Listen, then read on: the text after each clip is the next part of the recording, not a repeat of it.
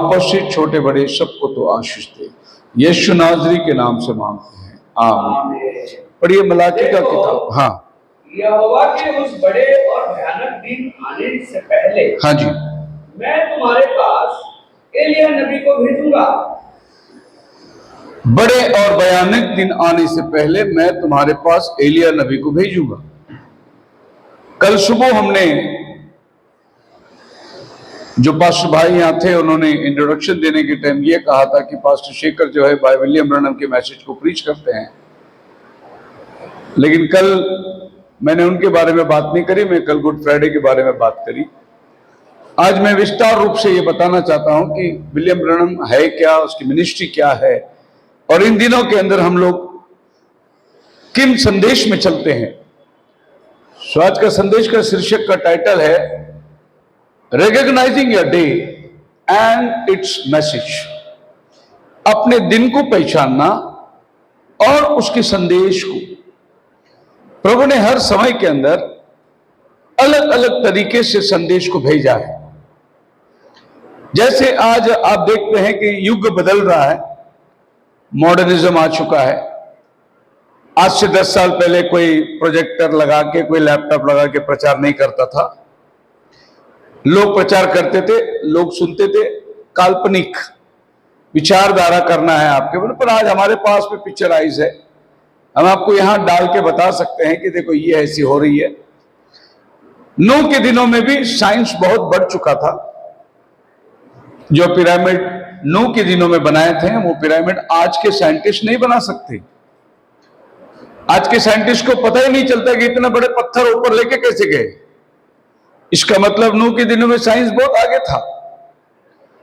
उन्होंने नूह के दिनों में साइंस के अंदर जो पिरामिड में जो चित्र बनाए, उन चित्रों को देखने के टाइम आज के साइंटिस्ट परेशान है कि उन दिनों के अंदर हेलीकॉप्टर थे, उन दिनों के अंदर सबमरीन थे, उन दिनों के अंदर एरोप्लेन था, नूह के दिनों में। पर आज अगर हम कहें तो कोई विश्वास नहीं करेगा। साइंस बहुत पीक में आ चुकी थी नूह के दिनों में। कहते हैं कि जब ये लोग कहते थे बारिश आने वाली है, पृथ्वी नाश होने वाली है, बाढ़, तो सब साइंटिस्ट लोग आए थे नोआ के पास। आज तक न्यूज वाले, कल तक न्यूज वाले, परसों तक न्यूज वाले सब नोआ को आके पूछ रहे थे कहां से बारिश आएगी, कहां से पानी बरसेगा। उन्होंने रॉकेट भेजा था ऊपर ये तलाश करने के लिए कि ऊपर एक बूंद भी पानी नहीं है, बादल नहीं है, क्योंकि उन दिनों के अंदर पृथ्वी पर बारिश नहीं होती थी। जल प्रलय जो है नीचे जमीन से जो है शीशा और उससे खेती बनती थी, आसमान से पानी नहीं गिरती थी। तो जब नूह का प्रचार हुआ कि आसमान से बारिश बरसने वाला है, तो ये लोगों के लिए असंभव बात था। इसीलिए नूह के परिवार के अलावा और कोई इस बात पर विश्वास ही नहीं कर सका कि नोहा जो बोल रहा है वो सच है। सो मैं आज शीर्षक ये लेना चाहता हूं, recognising your day and it's message. अगर आप अपने संस्थाओं को देखोगे तो आप रोमन कैथोलिक चर्च को देखोगे तो उनको 1700 साल हो गया है। 3rd सेंचुरी में वो तैयार हुए और आज उसको 1700 साल हो चुके। 300 सदी में रोमन कैथोलिक चर्च फॉर्मेशन में आई। उसके पहले बिब्लिकल डिसाइपलशिप चल रही थी। जब कंस्टेंटाइन मन फिराया और पागन जो है, रोम साम्राज्य जो है वो पापल बन गई, तभी क्रिश्चियनिटी स्टार्ट हुआ रोम के द्वारा। तो आप कैथलिक को पूछोगे आप कितने साल पुराने हैं, तो वो बोलेंगे 1700 साल पुराने। हम लोग मदर चर्च बोलेंगे। उसके बाद में आप 1500 सदी तक यही कैथलिक चर्च दुनिया पे राज्य करती थी। लेकिन इनका राज्य ऐसा बदलते बदलते यहां इस स्थिति में पहुंच गया था कि वचन एक बाजू और ये एक बाजू चल रहे थे।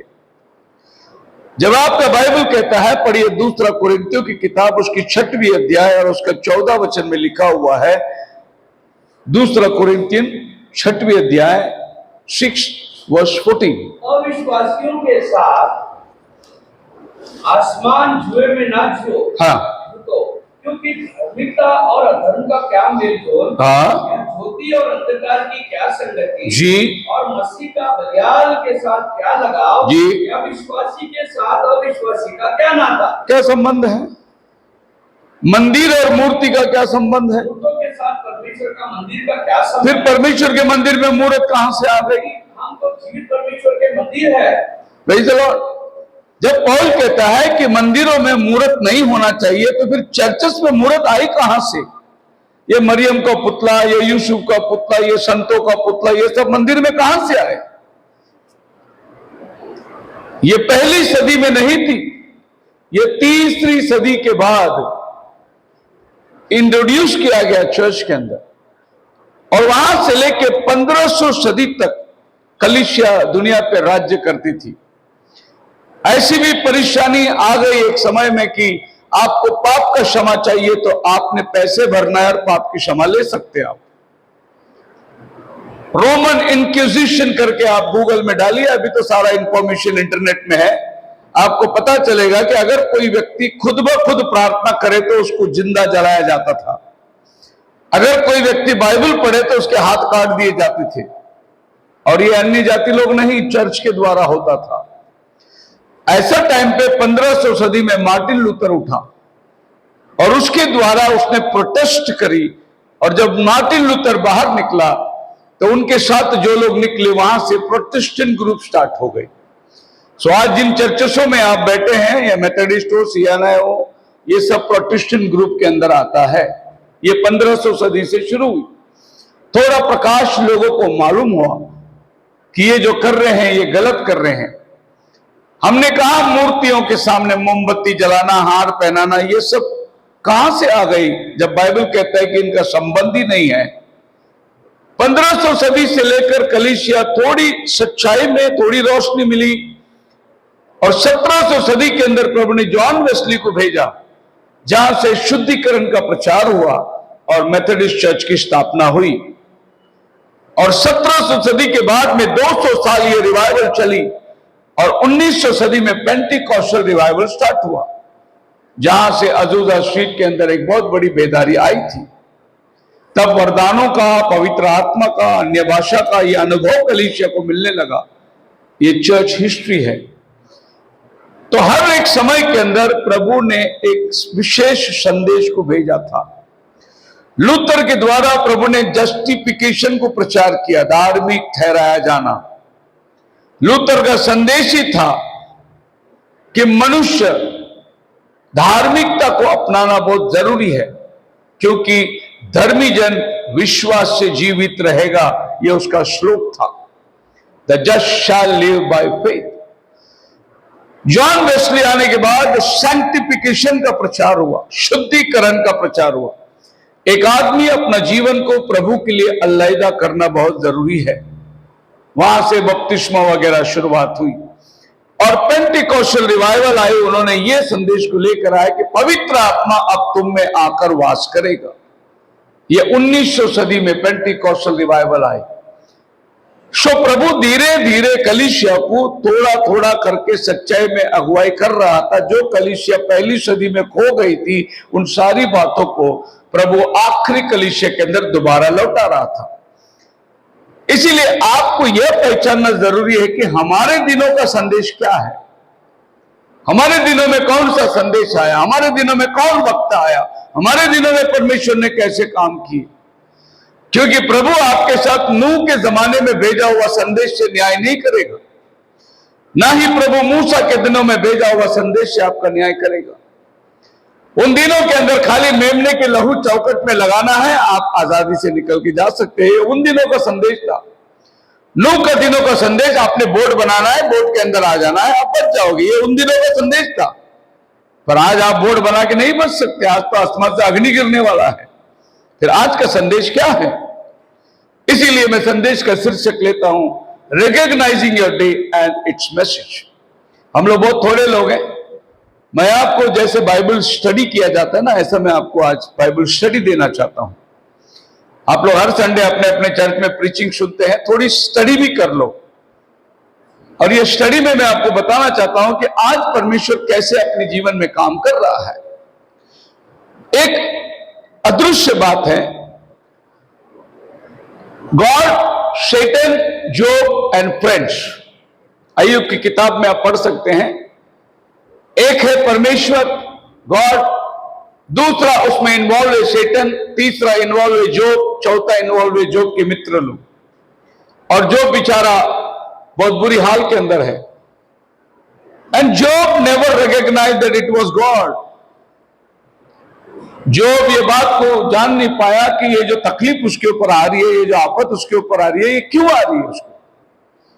क्योंकि वार्ताहत क्या हो रहा है, शैतान को प्रभु पूछता है, तूने मेरा दास अय्यूब को देखा?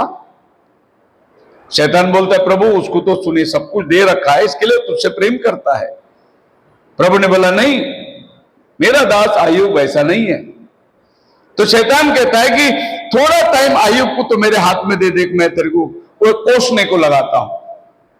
फिर आप सब जानते हैं, उसके भैंस मर गए, उसके गाय मर गए, उसके ऊंट चले गए, उसके बच्चे मर गए, उसका घर गिर गया, उसकी पत्नी उसको बाहर निकाल दिया, उसके बदन में फोड़े आ गए। ये सब आफत उसके ऊपर एक के पीछे आई। और उसके मित्र लोग आकर अय्यूब को बोलने लगे, अय्यूब तू कहीं तो गलती किया है, तेरे हाथ से पाप हुआ है, खुदावन ऐसा किसी के साथ में नहीं करता, तेरा कर्मों का तो फल भुगत रहा है। अय्यूब बोला, मैंने ऐसा कोई गलती नहीं किया। फिर तेरे साथ ऐसा क्यों होता है? बोला, वो मुझे नहीं मालूम, पर मैंने कोई गलती नहीं किया। अय्यूब को मालूम नहीं हो क्या रहा है उसके साथ। कभी कभी ऐसा भी हो सकता है कि शैतान अगर अय्यूब को बोलेगा, ये सब आफत तेरे ऊपर लाने वाला तेरा परमेश्वर ही है, ऐसा अगर शैतान को अय्यूब बोल दिया तो अय्यूब क्या करेगा?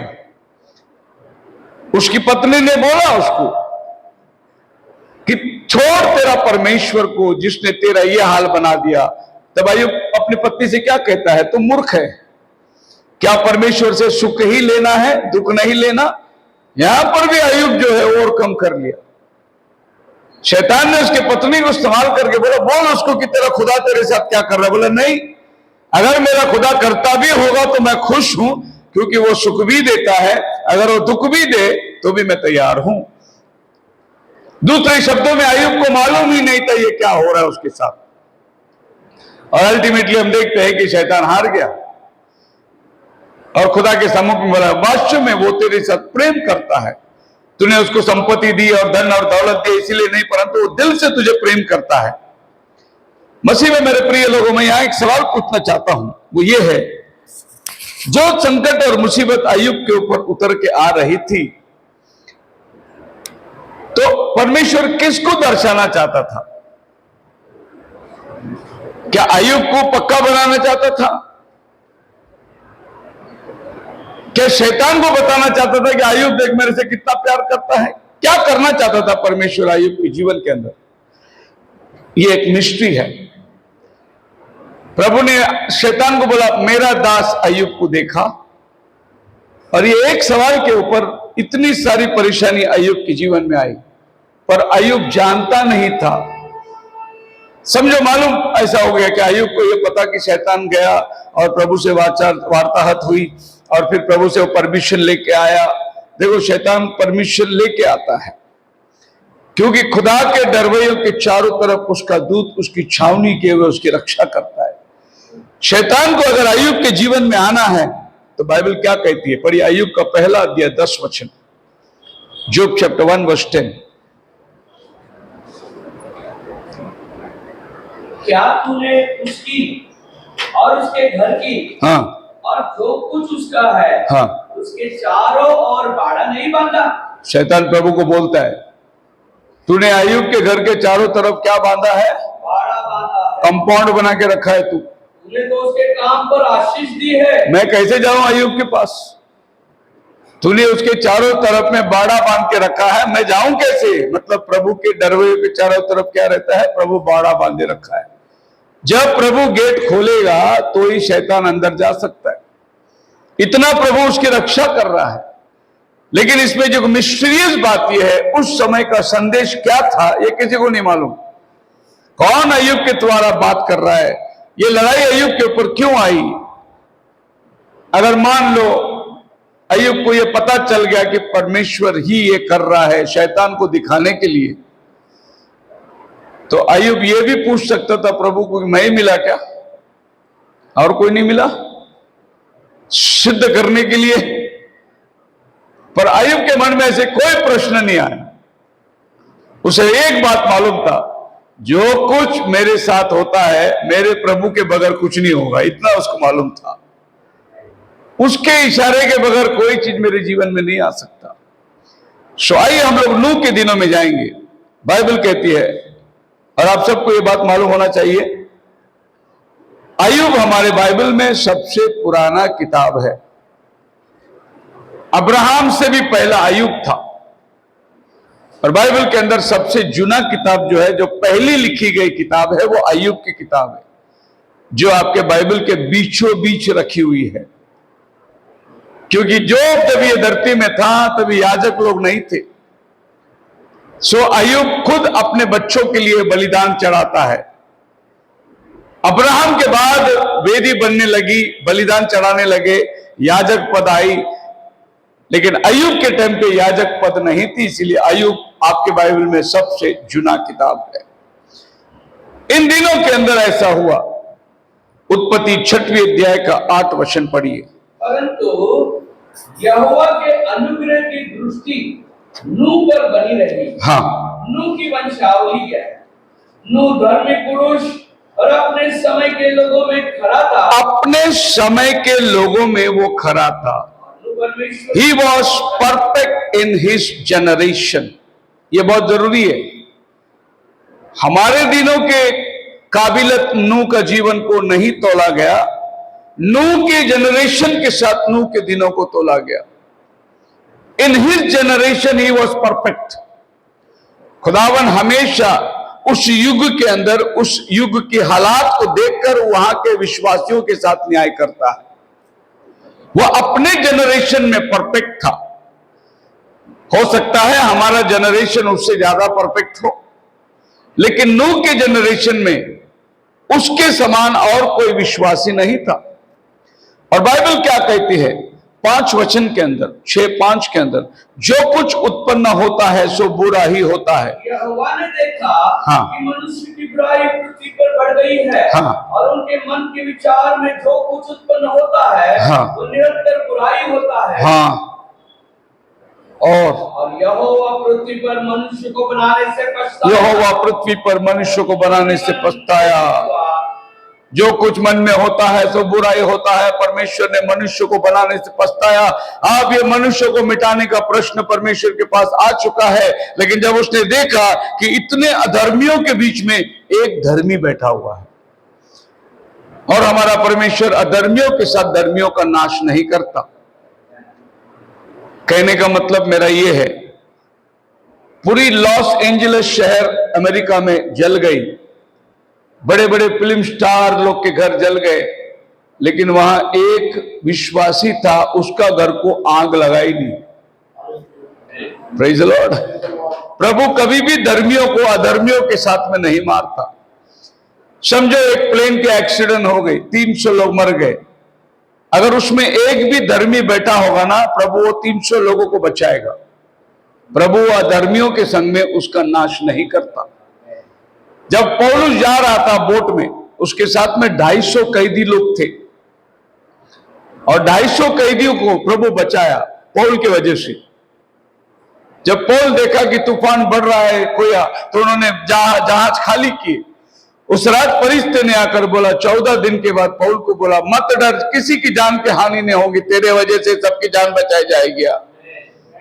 और मैं आपको दावा कहता हूं कि आज अगर ये पृथ्वी चल रही है तो चंद विश्वासियों के लिए चल रही है, वरना पाप का घड़ा भर चुका है, नाश सामने है।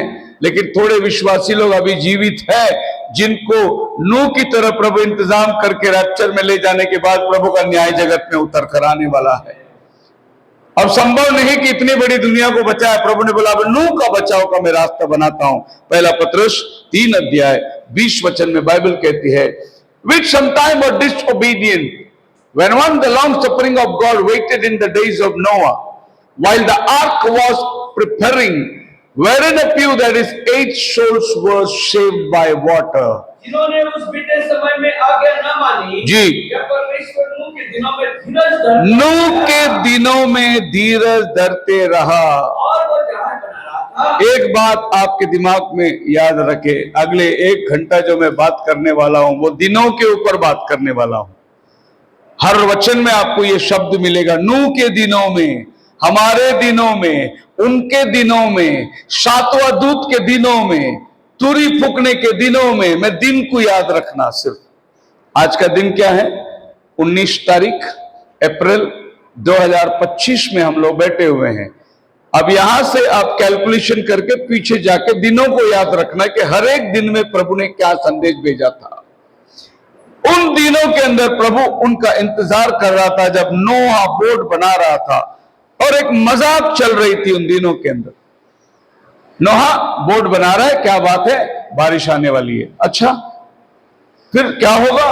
बोले जब बारिश आएगी पृथ्वी की चोटी, कोई पहाड़ भी नहीं दिखेगा, सब डूब मरेंगे, मैं और मेरा परिवार बोट में बच के निकलेंगे। ये लोगों के लिए एक मजाक सा जान पड़ा। जैसे आज भी आप कहेंगे प्रभु यीशु बादलों पर आने वाला है, जो मसीह में मरे हैं जी उठने वाले हैं, हम जीवित बदल जाने वाले, रैप्चर में जाने वाले। दुनिया के लिए हंसी आज भी नजर आती है, मजाक ही नजर आती है, लेकिन ये वास्तव में है। मैं तो जाने वालों में हूं, बोलो हालेलुया। अगर मर गया तो कोई गम नहीं, पुनरुत्थान की शक्ति लेके जा रहा हूं, और अगर जीवित है तो जीते जी बदलने वाला हूं। इसीलिए तो मैं बाइबल पे विश्वास करता हूं कि ये जीवित किताब है और परमेश्वर का जीवित शब्द है इसमें। नूह के दिनों में उसने कहा कि भाई ये बोट तैयार हो रहा है, लोग मजाक उड़ाया, हंसी उड़ाया। बोले नोहा, इतना पानी कहां से भरने वाला है, कैसे होने वाला है, क्या करने वाला है? नोह बोला मुझे कुछ मालूम नहीं। जब नोहा बोट तैयार किया तो बाइबल कहती है 120 साल, और 120 साल कोई छोटा समय नहीं था, एक बहुत लंबा अरसा है। 3 पीढ़ी गुजर के चली गई, वो बोट बना रहा है, लेकिन वो विश्वास में पीछे नहीं हटा। जब वो बोट बनकर तैयार हुआ तो बाइबल कहती है परमेश्वर अंदर गया और बोट की निरीक्षण करी, और फिर प्रभु ने नूह से कहा अंदर आ। मतलब नोहा के पहले परमेश्वर बोट में गया, बोट की निरीक्षण करी, नूह को अंदर बुलाया। उत्पत्ति 7वां अध्याय में नूह अंदर प्रवेश किया, उसके साथ सब जानवर के एक जोड़े, आकाश के पक्षियां, सारे लोग जो पानी में नहीं, सभी चीज को प्रभु ने नोहा के बोट में भेज दिया। और बारिश शुरुआत हुई, दरवाजा बंद हो गया, और बारिश जब बढ़ने लगी तब लोगों का एहसास होने लगा नोहा जो बोल रहा था वो सही बोल रहा था। पर आप क्या करें, दरवाजा बंद हो गया, अब अंदर जाने का, बाहर जाने का कोई चांस है ही नहीं। अभी याद आ रहा है कि संदेश क्या सुने थे। आज जो संदेश मैं आपको प्रचार कर रहा हूं, समझो अगर आप रैप्चर में नहीं गए, आप पृथ्वी में रह गए महासंकट काल में, तो आपको ये 19 तारीख याद आएगा कि कोई तो आकर यहां पर प्रचार करके गया था नूह के दिनों के बारे में, जजमेंट के बारे में। आपको याद जरूर आएगा। अगर आप उठा लिए जाने के भागी हो गए तो धन्यवाद प्रभु का, हम प्रभु के राज्य में मिलेंगे। नूह के दिनों का हालात क्या है? प्रभु यीशु मसीह कहता है मत्ती 24वां अध्याय उसके 38 वचन के अंदर, For as in the days that were before the flood, they were eating, drinking, marrying, giving in marriage until the day that Noah entered into the ark. उस दिन और उस घड़ी के विषय में कोई नहीं जानता, हाँ। न स्वर्ग के दूत और न पुत्र परंतु केवल पिता। जैसे नूह के दिनों में थे, जैसे नूह के दिनों में थे, ऐसे ही मनुष्य के पुत्र का आना भी होगा। प्रभु यीशु मसीह कहता है मत्ती 24 में, नूह के दिनों में जैसे हालात थी, दोबारा वैसा ही हालात ये पृथ्वी में आएगी। वो समय में प्रभु यीशु आने वाला है। अपनी पहचान प्रभु ने दे के गया, मैं कब आने वाला हूं प्रभु ने बता के गया। नूह के दिनों के हालात दोबारा ये पृथ्वी में आएगी। क्या थी? लोग खाते थे, पीते थे। जल प्रलय से पहले के दिनों में जिस दिन तक नूह की जहाज पर न चढ़ा, हाँ जी, उस दिन तक लोग खाते पीते थे, खाते पीते, वहां शादी होती थी, प्रेज द लॉर्ड, शादी होती थी, लेन देन करते थे, खाते पीते थे, मौज मस्ती। अभी आप बताइए कि शादी नहीं करना है, खाना पीना नहीं खाना है, ये सब होना है, इसमें कोई खराबी नहीं है। लेकिन नूह के दिनों में ऐसा हुआ था, लोग सिर्फ शादी ब्याह खाने पीने में लगे हुए थे। नोहा उधर बोट बना रहा था, उसकी तरफ किसी का ध्यान नहीं था। चाहिए था कि आपके घर में शादी ब्याह भी होती रहे और आप प्रभु के आगमन की तैयारी भी करते रहे, ये जरूरी था। पर लोगों का लक्षण सिर्फ एक बाजू था। इसीलिए प्रभु याद दिला रहे, नूह के दिनों में जैसा था अब देखिए पौलुस रोम करास की 13 अध्याय के 11 वचन में क्या कहता है। Besides you know the time that the hour has come for you to wake up from the sleep. और समय को पहचान कर ऐसा ही करो, इसलिए कि अब तुम्हारे लिए नींद से जाग उठने की घड़ी हाँ पहुंची है। समय के अनुसार तुम अपने आप को पहचान लो, नींद से जाग उठने का समय आ गया है। जिस समय हमने विश्वास किया था, हाँ। उस समय की तुलना से अब हमारा उद्धार निकट है। हालेलुया। जब हम विश्वास किया था उससे अभी का टाइम जो है हम लोग निकट आ पहुंचे हैं। टाइम चलते जा रही है, टाइम किसी के लिए रुकता नहीं। ये जो टिक टिक टिक टिक चल रही है ये कभी बंद नहीं होने वाला है। पौल कहता है जब हमने उद्धार पाया था वो समय से अभी प्रभु का आना निकट है। तो समय गुजरते गुजरते हम प्रभु के निकट आ पहुंच रहे हैं, इसीलिए तुम जागरूक रहो। And you know the time, समय को जानो। टाइम तुम्हारे लिए नियुक्त किया गया है, टाइम किसी के लिए रुकता नहीं। ये टाइम में आप आए हैं, आप ये टाइम को जानना बहुत जरूरी है, कौन से टाइम में हम जी रहे हैं। आज हमारी मसीहत चर्च से सीमित हो गई, किसी चर्च में समय के बारे में प्रचार नहीं किया जा रहा है। सिर्फ आपकी मेंबरशिप और आपका दान धर्म दशवान जो है वही तक सीमित हो गया। मसीहत में इसके आगे अभी तक कुछ हुआ ही नहीं, कोई तरक्की की तरफ में जा ही नहीं रहा है, बस एक क्रिश्चियन हो गया। फर्नांडिस और डिसोजा घराने में हो गया तो आप क्रिश्चियन बन गया करके मत सोचिए। क्रिश्चियन जो है ट्वाइस बॉर्न, जिसका दोबारा जन्म हुआ है वही मसीह है। यीशु मसीह ने निकोदेमुस को बोला जब तक तो दोबारा जन्म नहीं लेगा परमेश्वर के राज्य में प्रवेश नहीं कर सकता। ये दोबारा जन्म अगर आपका नहीं हुआ तो आप क्रिश्चियन घराने में पैदा होके भी आप पीछे रह जाएंगे, क्योंकि क्रिश्चियन घराने में पैदा होने से आप क्रिश्चियन नहीं बनते। आपको क्रिश्चियन बनना पड़ता है, वो दूसरे जन्म के द्वारा होता है। कभी कभी लोग मुझसे कहते हैं, कहीं हम लोग शादी ब्याह पार्टी में चले जाते, लोग ड्रिंक्स ऑफर करते नहीं, थोड़ा सा चलेगा पैक। हम कहते नहीं, बोले नहीं, अरे आप कौन से क्रिश्चियन है? वो हमको पूछते आप कौन से क्रिश्चियन है?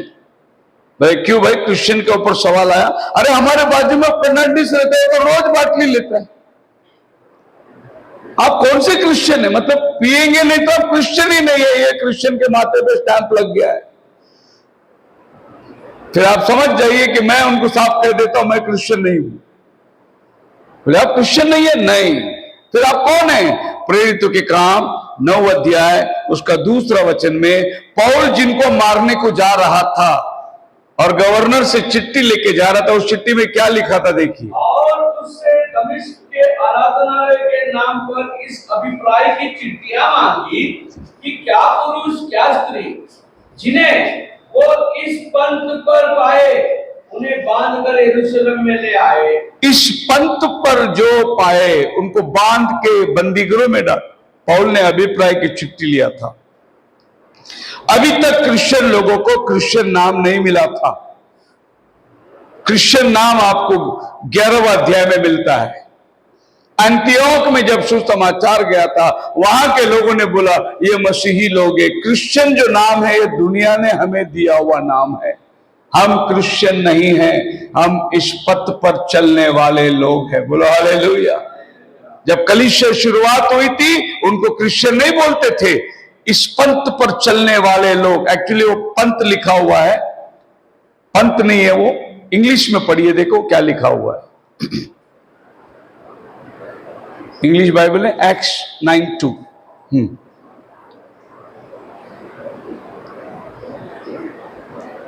यस, नहीं है इंग्लिश बाइबल किसके पास?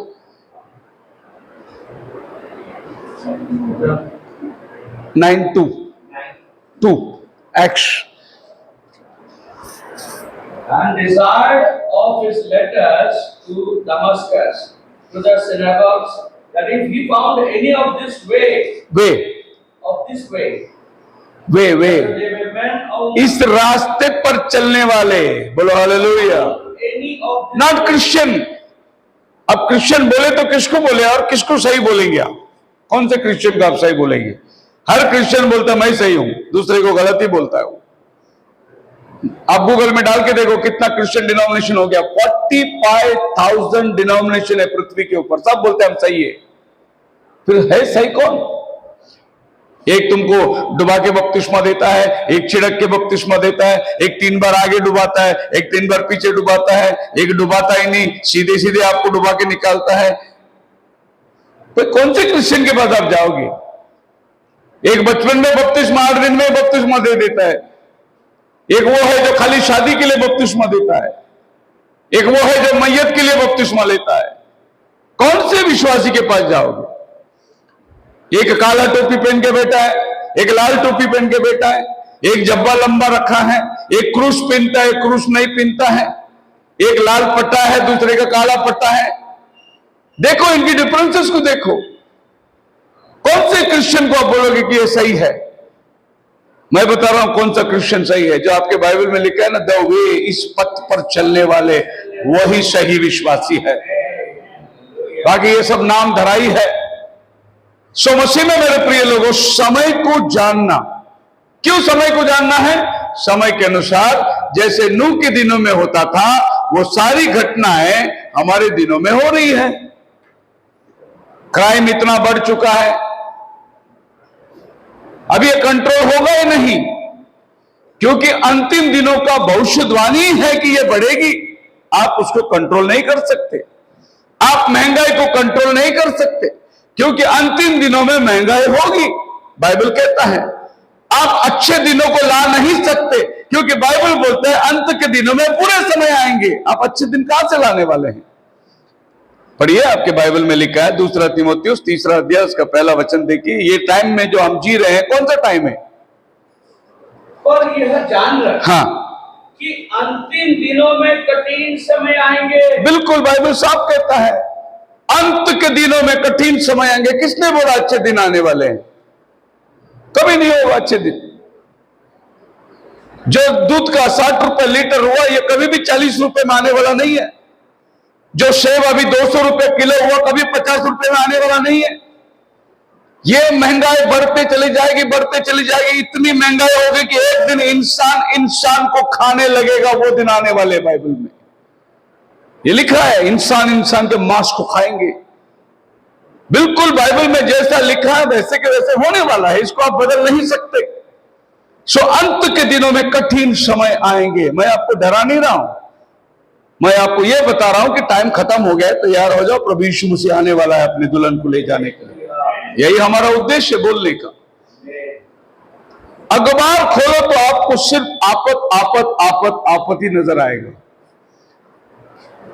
बहुत मुश्किल से पहले दिनों में, बचपन में जब हम पेपर खोलते थे तो पढ़ना बड़ा, एक मर्डर हो गया तो बहुत बड़ा न्यूज बन जाता था शहर में। अभी मर्डर की क्या गिनती है, हर गली में मर्डर हो रहा है। परिस्थिति इतनी गंभीर हो गई है, यहां भूकंप, वहां भूकंप, अभी उधर का क्या हालत हो गया। विदेश के अंदर एक रात एक शहरी तबाही हो गई, सुनामी उठ रही है, गवर्नमेंट कंट्रोल नहीं कर पा रहा है। अमेरिका के अंदर लास्ट ईयर में इटसेल्फ जो है 100 भूकंप हुआ। वो बोलते कि हम कैसे इसको कंट्रोल करें, क्या हो रही है? The nature is been disturbed. प्रकृति जो है वो अपनी जो वास्तवता को छोड़ दिया है।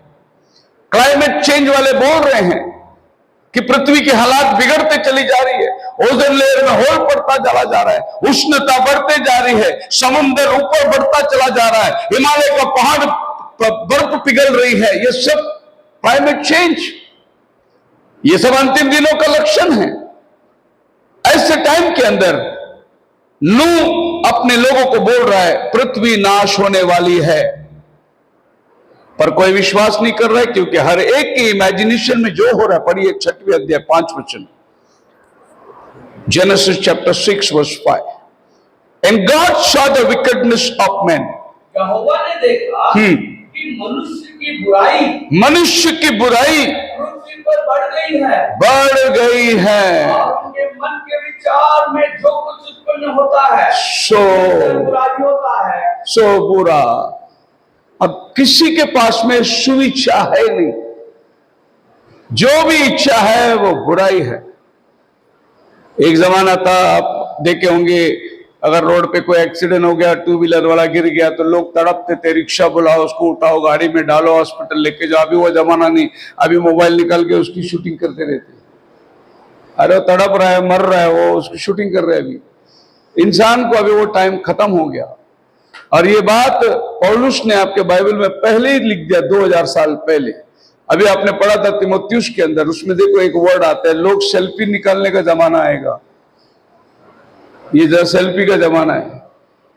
पहले बड़े शादियों में जाते तो फोटोग्राफर को रिक्वेस्ट करना पड़ता था, एक फोटो निकालना मेरा, एक फोटो निकालना, क्योंकि रील चलती थी। वो भी रील वेस्ट नहीं करता था, वो बोलता था घर वाले के पास परमिशन लो तो निकालूंगा। अभी तो सबके हाथ में कैमरा है। अब शादी में कोई फोटोग्राफर को देखता ही नहीं है, अपना ही सब सेल्फी निकालते रहते, किधर जिधर देखा उधर सेल्फी, बाल की डाली सेल्फी। और आप देखो एक भी सेल्फी ढंग का नहीं आता। सबके सेल्फी वाले मुंह देखो कैसे होते हैं लोगों। पौल बोलता है कि अंत के दिनों में लोग अपस्वार्थी हो जाएंगे, सेल्फ। और ये परिस्थिति को आज हम लोग अनुभव कर रहे हैं। करप्शन बिफोर द एंड, अंत के दिनों के आने के पहले। प्रॉफिट नोहा बोलता है एवरीवन्स माइंड वॉज करप्ट। ये वर्ड को देखिए बाइबल के अंदर क्या लिखा है, करप्ट। करप्शन लोगों के मन में आ चुकी। सेम आने वाले दिनों के अंदर फिर से एक बार, and the earth was so corrupt before God. हर जगह करप्शन है, आपको मालूम। आपको गाड़ी पकड़ लिया, आपके पीयूसी नहीं है तो 500 रुपया फाइन है। आप हवलदार को 100 रुपए दे दो, आपको छोड़ देगा। अब क्या वो 100 रुपए देने से आपका इंजन का धुआं बदल जाएगा क्या? नहीं, वो तो धुआं उतना ही मारने वाला है, लेकिन पैसा जो है वो आपको परमिशन दे देगा, जाओ अभी चला सकते हैं आप आगे। करप्शन की जो हद लेवल जो है वो इतना बढ़ चुका है कि अंधा कानून हो गया है। अब बेकसूर लोग बेचारे, अब तो हमारे देश के हालात तो आप जानते हैं, 2-2 साल जेल में रह के भी उनके ऊपर एक भी केस फाइल नहीं हुआ, निर्दोष निकले बाहर। मतलब कानून के पास अभी कुछ रहा ही नहीं कि भाई जिसको उठाए अंदर डाल देंगे। फिर 2 साल उसके कंप्यूटर, उसके ये सब चेक करने के बाद भी उसके ऊपर आरोप लगाने के लिए कुछ नहीं मिला, आप कोर्ट उसको बाहर रिहाई कर दी। लेकिन ये 2 साल वो किस हालात से गुजरा, इसका एहसास कोई नहीं करेगा। ये हमारे देश की आज की परिस्थिति है। बोलो हालेलुया, आप मेरे साथ है। आदमी के ऊपर सत्ता, हमारे महाराष्ट्र के अंदर एक मंत्री के ऊपर 70,000 करोड़ का आरोप लगा दिया गया। उसको उठा के जेल में डालने की नौबत आ गई। और मंत्री साहब बोले अभी उसको जेल में डालने वाले हम लोग, ये इलेक्शन जीत के आ जाएगा। लेकिन वो मंत्री ये पार्टी में आ गया, 70,000 करोड़ माफ हो गया और उसको मंत्री पद मिल गया। इसको क्या बोलते हैं? करप्शन। तो बाइबल क्या बोलता है, नूह के दिनों में क्या था? करप्शन था। वैसे ही जब पृथ्वी में एक बार करप्शन आ जाएगा तो प्रभु का आना निकट है। सब जगह के अंदर वातावरण बिगड़ गई है। ऐसे टाइम के अंदर क्या प्रभु अधर्मियों को धर्मियों के साथ नाश करेगा? कदाचित नहीं। अब्राहम के साथ प्रभु की एक वार्ताहत होती है जेनेसिस चैप्टर 18 के अंदर। वो वार्ताहत क्या है? लोत जो है वो सदोम के अंदर है और 2 दूत सदोम को गए नाश करने के लिए, आसमान से अग्नि बरसाकर सदोम को जलाने के लिए। प्रभु अब्राहम के साथ खड़ा है और प्रभु अब्राहम के साथ सवाल वार्ताहत कर रहा है। वो क्या करता है? अगर 50 धर्मी होंगे तो क्या तू सदोम को नाश करेगा? प्रभु बोलते नहीं। अगर 40 होंगे? प्रभु बोलता नहीं। अगर 30 होंगे? प्रभु बोलता नहीं। बुरा मत मान प्रभु, अभी अभी मेरा भतीजा उधर गया है, वो छोटा चर्च तो चालू किया ही होगा, कम से कम 40-50 विश्वासी तो उसके पास आए होंगे। यहीं से अब्राहम सोच के चालू किया 50 बिलीवर रहेंगे लोग के घर पे। 10 भी नहीं थे उसके पास, और जो उसके घर में थे वो उसकी पत्नी और उसकी 2 बेटी, इनके अलावा वो सदोम में एक भी आत्मा को परिवर्तन नहीं कर सका, और उसमें से भी एक नमक का खंभा बन गया। बोलो हालेलुया। लोत की पत्नी को याद करो करके प्रभु कहता है। पढ़िए लूक का किताब 17 अध्याय का 30 वचन।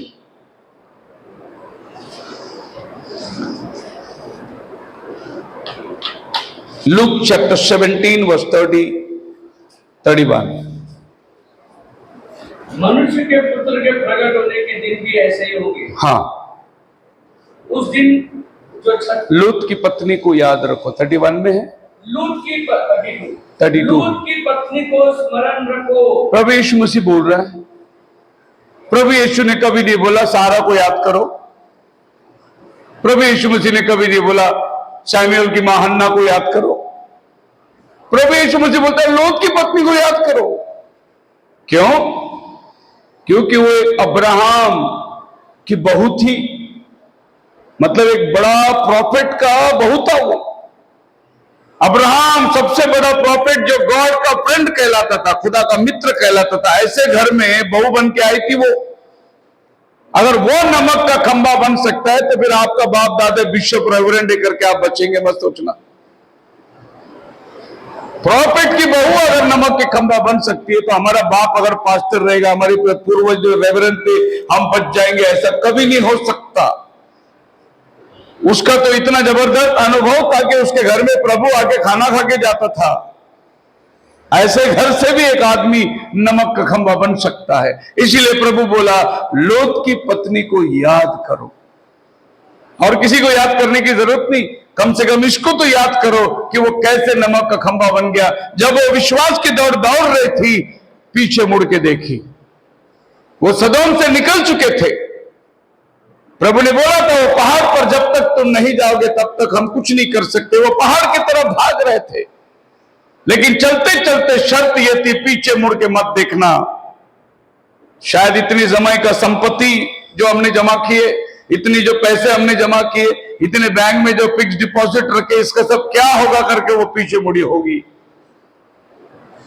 अब जब तुम जा रहे हो रैप्चर के तरफ में, ये सब चीज मायने नहीं रखता। अपना प्राण बच गया, बहुत बड़ी बात है, लेकिन वो पीछे मुड़ी, नमक का खंभा बन गया। तो बाइबल कहती है अब्राहम के समय में अगर 10 विश्वासी हो, धर्मी हो, तो भी प्रभु उनको छोड़ देगा। लेकिन वहां 10 भी नहीं निकला तो फिर प्रभु क्या करता है? सदोम से लूत को ही बाहर निकालता है।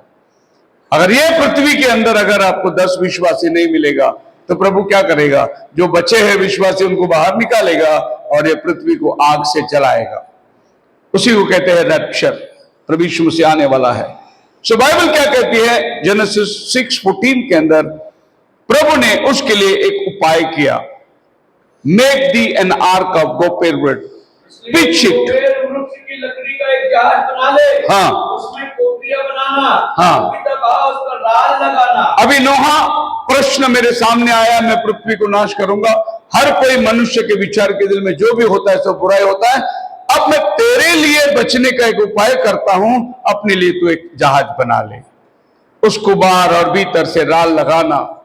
और प्रभु ने उसको माप दिया, मेजरमेंट दिया, इतना कमरा बनाना, इतने जानवर तेरे पास आएंगे, इतने पक्षी आएंगे, सब कुछ प्रभु ने उसको प्लान दे के नोहा का घर को बचाया। बोलो हालेलुया। आपके हाथ में जो बाइबल है ना, ये हमारा बचाव का प्लान है। प्रभु ने हमारा प्लान सब लिख के दिया है, ऐसे ही तुम बच सकते हो, इसके अलावा कहीं से नहीं बचाव है तुम्हारा। प्रभु ने प्लान पहले दे दिया और प्रभु के प्लान के मुताबिक नोहा ने काम किया और नोहा उस समय के लोगों में बच गया। सिमिलरिटी इसी तरीके से प्रभु ने अगला शब्द बोल दिया, लोत को दिनों में जैसा होगा। नूह के दिनों में, लोत के दिनों में। अभी नूह और लोत, नूह जो है आदम से 2000 साल में था और आदम से लेकर नूह से लेकर 1000 साल के बाद ये धरती में अब्राहम आता है। अब ये दोनों का फासला को आप देखिए। 10वां अध्याय में नूह जमीन पर उतरा, 11वां अध्याय में प्रभु ने अब्राहम को चुना और वो आगे चलकर 12वां अध्याय में प्रभु अब्राहम को बुलावट दे रहा है और अब्राहम के जीवन से प्रभु काम करना शुरू किया। और अब्राहम का भाई का लड़का था लूत, वहां पर इमीडिएटली लूत का काम आ जाता है। अभी आपको इतिहास मालूम होना चाहिए कि आदम से लेकर नोहा तक 2000 साल हुआ, नोहा से लेकर यीशु तक 2000 साल हुआ, यीशु से लेकर अभी तक 2000 साल। कुल मिलाकर 6000 साल अभी तक हुआ है जो बाइबल का आदम के इतिहास से लेकर, और हमारा 6000 साल प्रभु के लिए सिर्फ 6 दिन है। दूसरा पत्रस 3 अध्याय 8 वचन में लिखा है हमारा 1000 साल प्रभु के लिए 1 दिन है, हमारा 6000 साल प्रभु के लिए खाली 6 दिन है। अब 7वां दिन जब वो शुरू करेगा, बना आदम के साथ वो विश्राम करने वाला है। वो 1000 साल जब प्रभु धरती में राज्य करने आने वाला है, वो 1000 साल वो 1 दिन है जो हम प्रभु के साथ रहने वाले हैं। फिर 8 नंबर बाइबल में आता नहीं, 8 नंबर में हम अनंत काल में चले जाते हैं। 7 तक सब चीज समाप्त हो जाता है। अब प्रभु दोबारा कहता है लूत के दिनों को याद करो। लूत के दिनों को क्या करना है? फिर वहां वही लिखा है, खाते पीते थे, लेन देन करते थे, पेड़ लगाते थे, और अचानक जिस दिन तक, बाइबल कहते हैं देखो, जिस दिन तक, in the days of Lord, अभी हमने देखा in the days of Noah, in the days of Lord, उनके दिनों के अंदर। तो लूत के दिनों में क्या हो रही थी? जेनेसिस 19 में आ जाओगे तो आपको लूत की पूरी स्टोरी मिलती है। और लूत की स्टोरी ये है, उसके घर में लोग आ गए, 2 दूत उसके घर में बैठे हैं। 19:4 में उनके सो जाने के पहले हाँ सदोम नगर के पुरुषों ने हाँ जवानों से लेकर बूढ़ों तक, हाँ तुरंत चारों ओर के सब लोगों ने आकर उस घर को घेर लिया जी, और दूत को पुकार कर कहने लगे, जी, जो पुरुष आज रात को तेरे पास आए हैं, हाँ, वे कहाँ हैं? हाँ, उनको हमारे पास बाहर ले आ कि हम उनको जाने। सो लोग के घर में उस दिन 2 मेहमान आए थे जो दूत है, उनका खाना पीना हो गया, सोने की तैयारी कर रहे थे। तो सारे शहर के लोग लोग के घर में आ गए, दरवाजा खटखटाया, बोले दरवाजा खोल, तेरे घर में जो मेहमान आए हैं वो हमें चाहिए। बाइबल बोलता है सब पुरुष लोग, क्या छोटे क्या बड़े, सब लोग के घर में आए, बोले तेरे घर में जो पुरुष आए उनको हमें दे, हमें जानना है उनके साथ। इसको बोलते हैं LGBT, सेम सेक्स मैरिज, होमोसेक्स। यही लूत के दिनों में था। वो बोल रहे थे जो पुरुष तेरे घर में आए, मतलब इंसान इतना बदतर हो चुका था कि आदमी आदमी के साथ शादी कर रहा है, औरत औरत के साथ शादी कर रहा है, जो आज की बड़ी समाज है। जब हमारे गवर्नमेंट ने परमिशन दे दिया ये कर सकते हैं, तो इतनी बड़ी भीड़ रास्ते पे उतर के आ गई कि गवर्नमेंट खुद समझ में नहीं आता, बाप रे इतने लोग समाज में रहते हैं। हाँ, सबसे ज्यादा ये LGBT लोग इजराइल में रहते हैं। टेल एविव शहर जो है 44% LGBT रहते हैं।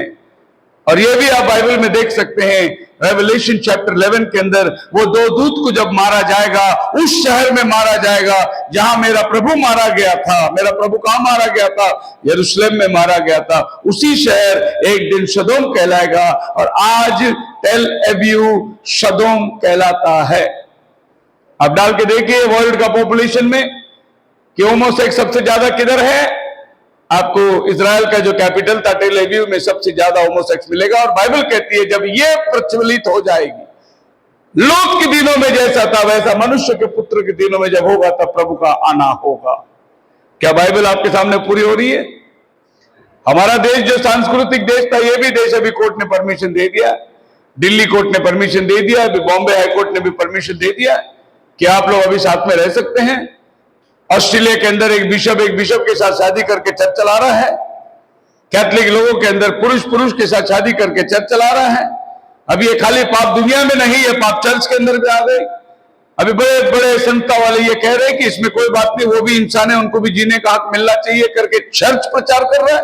और ये भूल गए कि यही बाइबल उस दिन सदोम जलाया गया ये पाप के वजह से, और आज यही पाप को चर्च के अंदर अनुमति दिया जा रहा है, चर्च में शादी पड़ी जा रही है। इसीलिए प्रभु ने कहा कि वो दिन याद रखना जो लूत के समय दोबारा ये पृथ्वी में जब आएगी। It was their demand. और फिर बाइबल क्या कहती है? But the same day that Lot went out of Sodom. फिर हम उसी मुद्दे पे आते हैं, उसी दिन जिस दिन लॉट निकला, दिन को याद रखना। उसी दिन जिस दिन लॉट निकला, आसमान से अग्नि गिरकर पूरी सदोम शहर को जला दिया गया। लॉट अपने परिवार के साथ बाहर निकलकर दौड़ रहा है। और आपको देखना है आज का सदोम ये है, आज का सदोम। अभी साइंटिस्ट लोग जाकर वहां देख रहे हैं कि भाई ये शहर कैसा था। जब अब्राहम ने लोट को बोला तुझे कहां जाना है, उसने सदोम को देखा, सुंदर शहर था सदोम। इतनी बड़ी बड़ी उनके गेट थे, इतने बड़े बड़े शहर बना हुआ था, और पूरा अंदर झाड़ और हरियाली। और लोट ने देखा मेरे बीवी बच्चों का भविष्य इधर हो सकता है, मेरे जानवरों को चारा इधर मिल सकता है, मेरे चाचा अब्राहम के साथ रेगिस्तान में कितना दिन रहूं, मैं सदोम की तरफ जाता हूं, आधुनिकता की तरफ गया। और आज भी हम लोग यही इस आधुनिकता के अंदर देख रहे हैं। वेल डेवलप्ड सिटी, अच्छा बना हुआ शहर कौन सा है? सदोम अच्छा बना हुआ शहर था, लेकिन जो पाप उस शहर में थी वो शहर अग्नि से जलकर नाश हो गया। तो बाइबल बोलता है परमेश्वर ने आसमान से आग बरसाए, और ये आज उस शहर की बनावट इस रूप में है, ताकि आप देख सकते हैं कि एक दिन सदोम जला हुआ था। और यीशु मसीह वार्न करता है, द सन ऑफ मैन, प्रभु कहता है, पढ़िए उसको 17 Luke chapter verse 30, even thus it shall be in the day when the son of man is revealed. जब मनुष्य का पुत्र आएगा उस समय में ये घटना वैसे ही होगी। अभी वचन को गौर से करिए, हम मुद्दे पे आ रहे हैं।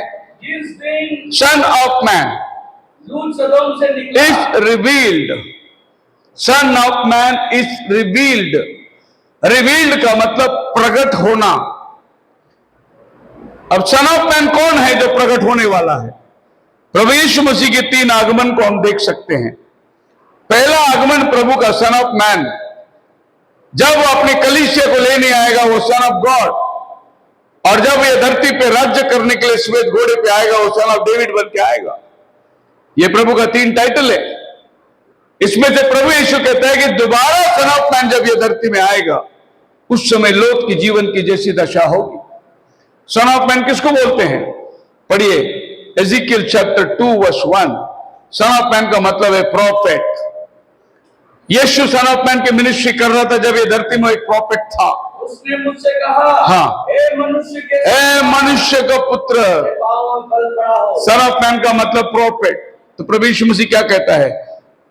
फिर से एक बार ये पृथ्वी में एक प्रॉफिट की सेवा उठेगी, सन ऑफ मैन की सेवा उठेगी। वो टाइम ये पृथ्वी की दशा सदोम की तरह होगी। और ये सन ऑफ मैन की मिनिस्ट्री को आप देख सकते हैं। ये मिनिस्ट्री प्रभु ने पूरा किया, ये अभी वो करने वाला है बहुत जल्द।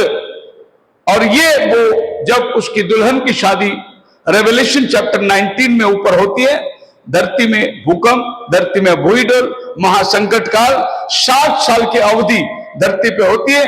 ये 7 साल प्रभु यीशु मसीह की कलीसिया आसमान पर रहेगी, और फिर वो श्वेत घोड़े पे उसके साथ ये धरती पे राज्य करने के लिए आएगी। यानी प्रभु ये धरती में आपको ले आने के पहले धरती को शुद्धिकरण करता है, इसको आग से जलाता है, इस धरती को प्रभु शुद्ध करता है ताकि वो अपनी पत्नी कलीसिया के साथ आकर ये धरती में राज्य करे। आपका बपतिस्मा एक पानी से है, दूसरा लहू से है, तीसरा आत्मा से है। उसी तरीके से ये पृथ्वी को प्रभु पहला जन्म पानी से दिया नूह के दिनों में। जब यीशु मसीह क्रूस पर चढ़ा, ये धरती को उसने अपने लहू से डुबोया। और अभी जब वो तीसरी बार आने वाला है, ये पृथ्वी को आग से जलाएगा। पानी, लहू और आग। जैसे आपके और हमारी बपतिस्मा हुई, वैसे प्रभु ये पृथ्वी को भी बपतिस्मा दे रहा है। पहले पानी से दिया, फिर लहू से दिया, और वह भी आग से देगा। दूसरा पत्रस 3 अध्याय 10 वचन में लिखा हुआ है, वर्तमान पृथ्वी जलाए जाने के लिए रखी गई है। आप मेरे साथ है? हालेलुया। सो ये दिनों की निशानी क्या है? इन दिनों को हम कैसे पहचान सकते हैं? मलाकी की किताब जहां हमने शुरू किया था, उसका 4था अध्याय 5 वचन हम लोग पढ़ेंगे।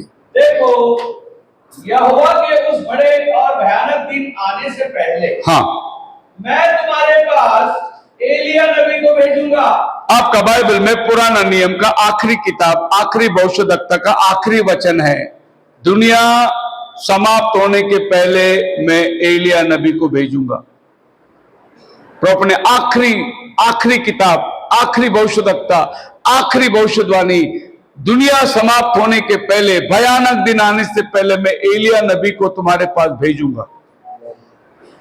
अभी आप देखेंगे कि एलिया नबी कितनी बार धरती में आता है, जो कि हम आज विश्वास करें कि कितनी बार हो चुका है और कितनी बार आने वाला है।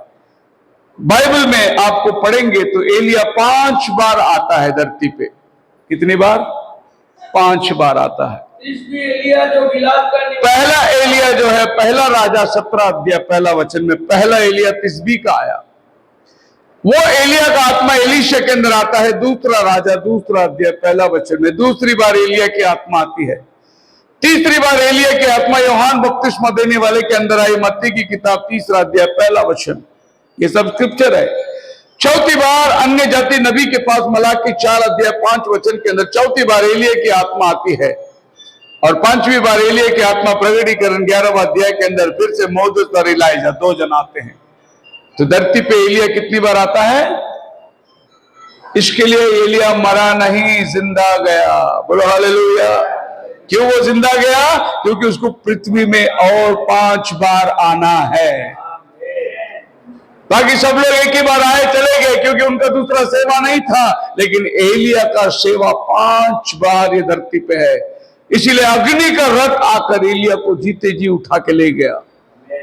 और फिर बार बार आप स्क्रिप्चर में देख सकते हैं कि एलिया आने वाला है, एलिया आने वाला है। उसके पहले अंतिम दिनों का संदेश शुरुआत होती है। 2000 साल पहले जब ये पवित्र आत्मा पेंतिकोस्त का दिन आया, वहां से कलीसिया काल शुरू होती है।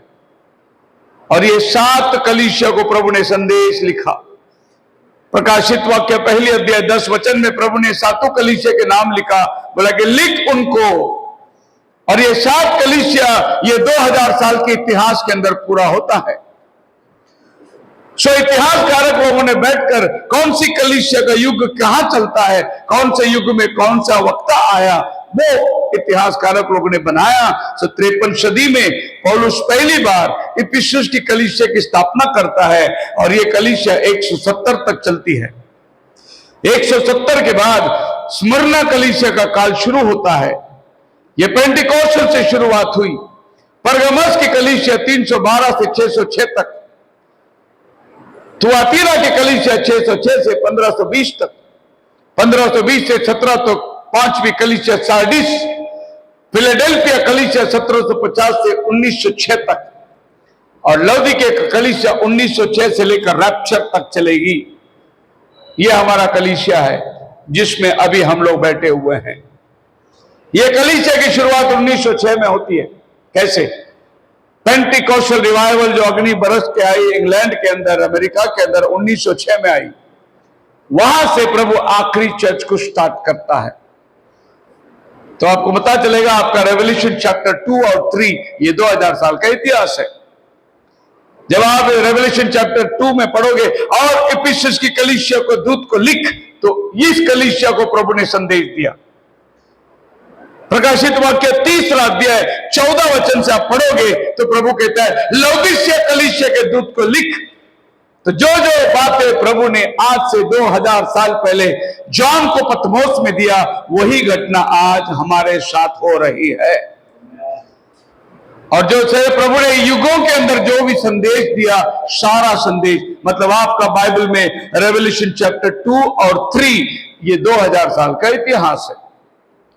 तो प्रभु ने ये कलीसिया का नाम लिया, आने वाले युग का बारे में संदेश दिया कि ये युग में ऐसा होगा, ये युग में ऐसा होगा, ये युग में ऐसा होगा।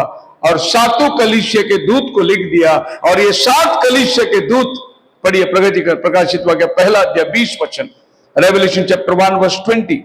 अर्थात हाँ, उन 7 तारों का भेद, हाँ जिन्हें तूने जी तेरे दाहिने हाथ में देखा था, जी, और उन 7 सोने के दीवटों का भेद जी, वे 7 तारे, वे 7 तारे 7 कलीसियाओं के स्वर्गदूत ये हैं। 7 कलीसिया के स्वर्गदूत हैं। और वे 7 और ये 7 दीवट, 7 कलीसियाएं हैं। हालेलुया। आमीन। प्रभु ने सब बता दिया जॉन को। ये 7 दीवट क्या है? 7 कलीसिया है।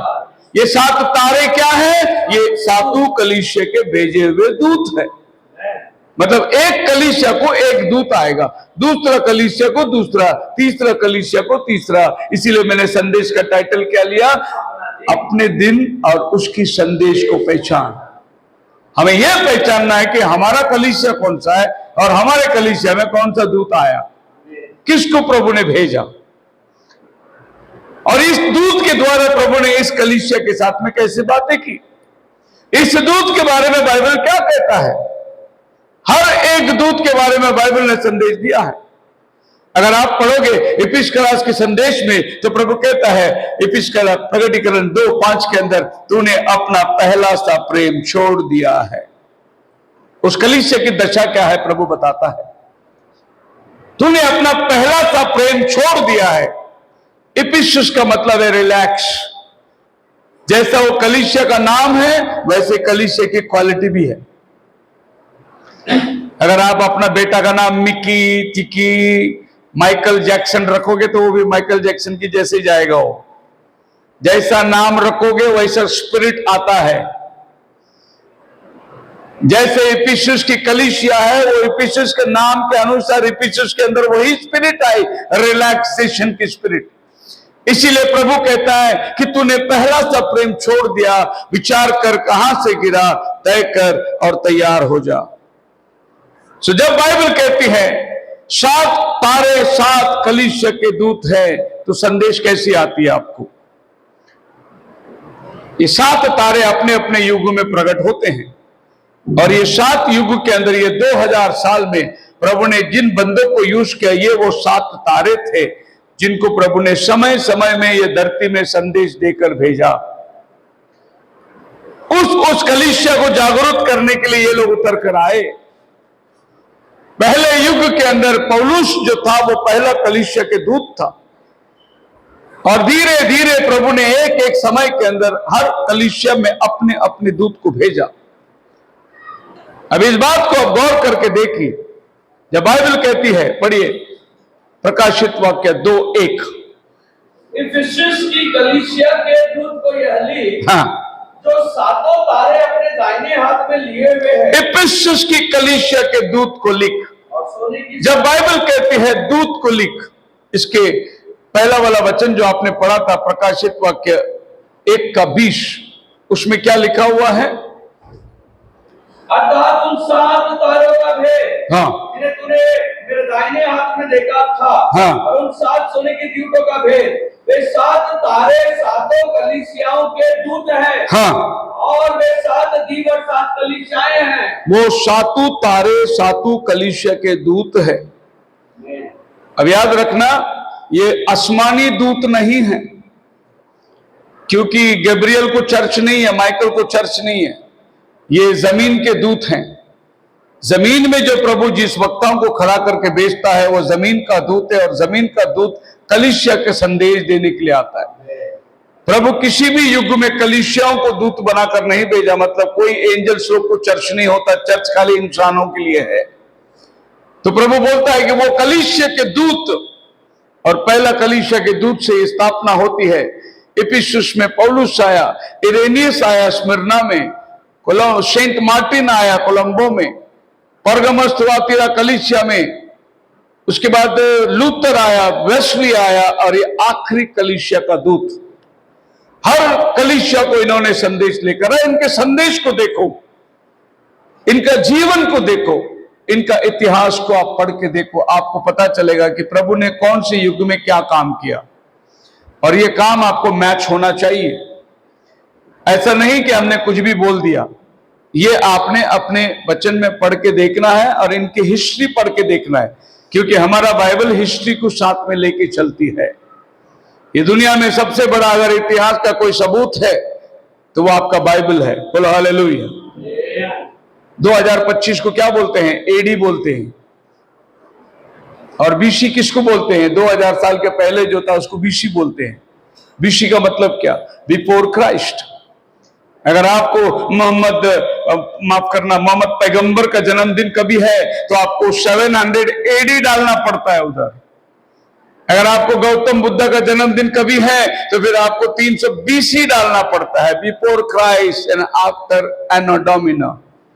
ये एडी और बीसी क्या चीज को दर्शाता है? इतिहास को गवाह बना के खड़ा करता है। आज कोई भी आदमी ये धरती पर चेक लिखता है, कोर्ट कचहरी राशन पगार उठाता है, ये तारीख लिखता है 225, क्या लिखता है वो? आज से 225 साल पहले यीशु पैदा हुआ था, यही वो लिखता है। बोलो हालेलुया। ये दुनिया की इतिहास यीशु के जन्म से बनती है। यीशु के जन्म के पूर्व देखना है तो आपको बीसी, बिफोर क्राइस्ट लिखना पड़ता है, क्योंकि यीशु का जन्म सबसे बड़ा अस्तित्व, ये दुनिया का आधार है, जिससे इतिहास को पहले और बाद में, सो ये बाइबल जो है आपको इतिहास बताता है हर युग के अंदर कौन कौन संदेश कैसे कैसे हालात में आई। अगर आप मुझे बोलोगे आप 7 चर्चेज में प्रीच करो तो मुझे 7 दिन दो, मैं आपको पूरा 7 कलीसिया के ऊपर प्रचार करूंगा। इफिसस की चर्च में क्या हुई, वो दूत ने क्या किया, वो युग क्या था, स्मिर्ना का चर्च में क्या हुई। आपको मालूम है स्मिर्ना का मतलब है मिर का मतलब एक झाड़ से गोंद निकलता है और वो गोंद मरे हुए शरीर को लगाते हैं, वो एक इत्र का काम करता है। फिर ये शरीर, ये चर्च को प्रभु क्या करता है, प्राण देने तक तो विश्वासी रहे, मतलब तो मारा जाएगा। ये टाइम परगमस का मतलब है मैरिड। ये टाइम के अंदर 300 सदी में इतिहास में जाकर देखो क्या हुआ, पागन मिलकर शादी किए, स्टेट और चर्च शादी किए, पूरा चर्च का हिसाब स्टेट के पास चला गया और आज ये पृथ्वी में एक ऐसा शहर है जिसको चर्च ही चलाती है, वो है वेटिकन सिटी। उधर प्रेसिडेंट और प्राइम मिनिस्टर नहीं है, चर्च ही वहां का प्रेसिडेंट है, चर्च ही वहां का सब कुछ है। ये कहां से शुरू हुआ, परगमस। प्रभु कहते हैं तो दुनिया के साथ में शादी कर लिया। पूरी हिस्ट्री को आप लेकर सामने रख सकते हैं और एक्यूरेट, प्रभु ने जॉन को बोला था पतमोस में, जो देखता है वो लिख, क्योंकि वो शीघ्र होने वाली बातें हैं। सो जॉन जब रेवल्यूशन लिख रहा था वो टाइम प्रकटीकरण हुआ नहीं था, वो होने वाला था। इसीलिए आपके बाइबल में कहता है रेवल्यूशन 1:3 में, लिख उन बातों को जो शीघ्र होना अवश्य है। इन्हें आगे के इतिहास है। सो रेवल्यूशन को आप 22 चैप्टर को पढ़ोगे तो आपको पता चलेगा कि प्रभु इस कलीसिया के साथ में क्या बात करता है। अभी ये सब 6 दूतों को छोड़ेंगे। कल जो हमारे पास्टर भाई ने बताया था कि पास्टर शेखर डेविड जो है वो भाई ब्रनम का प्रचार करता है। भाई ब्रनम का प्रचार नहीं करते। इस युग में भेजा हुआ संदेश वक्ता कौन है, उसका संदेश क्या है और वो दुल्हन को कैसे तैयार होना है, हम वो बताते। हमें इंसान से कोई वास्ता नहीं, लेकिन जो संदेश उसने लाया वो महत्व संदेश था, वो इस युग को दर्शाता है। बोलो हालेलुया। कोई युग में खुदा ने अपने विंडिकेशन नहीं दिया, लेकिन इस युग में खुदा ने अपनी पहचान दिया कि ये मेरा भेजा हुआ दूत है, मैं इसके साथ खड़ा हूं। ऐसे कोई भी इवेंजलिस्ट को प्रभु ने इतना अभिषेक नहीं दिया जो हमारे दिनों के अंदर भेजा हुआ एक जबरदस्त अभिषेक उतर कर आया। 1947 में इनका काम शुरू होता है, 1965 तक ये प्रभु के पास चले गए। Well known, considered unparalleled in the history of gospel meetings. सुसमाचार सभाओं में इतिहास में ऐसी सभा नहीं हुई जो प्रभु ने इनके द्वारा सभा कराई गई थी। The impact of the supernatural ministry of one man was felt only in North America but also around the world. पूरी पृथ्वी में प्रभु ने इस दूत को घुमाया, क्योंकि जब प्रभु भेजता है एक संदेश को तो पूरी पृथ्वी को भेजता है। उसको बोलते हैं मेजर प्रॉफिट, एक है माइनर प्रॉफिट जो चर्च के अंदर होता है। पंजाब में आपको बहुत माइनर प्रॉफिट मिलेंगे। अभी एक प्रॉफिट जेल में गया है, बहुत सारे प्रॉफिट मिलेंगे आपको। ये माइनर प्रॉफिट लोग हैं जो चर्च के अंदर भविष्यवाणी करेंगे।